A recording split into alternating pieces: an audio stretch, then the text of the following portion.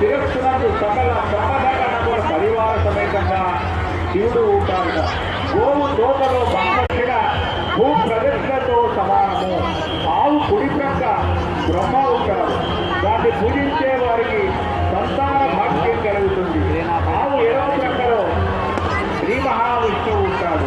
అక్కడ పూజిస్తే జ్ఞాన మోక్షాలు కలుగుతాయి. అందుకే ముక్కోటి దేవతల నిలయమైనటువంటి గోవును సర్వదా మనం పూజించాలి, సర్వదా ఆరాధించాలి. పూజించి ఆ సింహానికుడైనటువంటి ఆ వరసిద్ధి వినాయక స్వామిని నిమజ్జనానికి తీసుకొని వస్తున్నారు. చెక్క పైన ఆ స్వామి కూర్చొని చక్కగా నిమజ్జనానికి సిద్ధమవుతూ ఉన్నారు. మన యొక్క అతి భారీ విగ్రహం SKU ఆదిత్య నగర్ నుండి వస్తున్నది.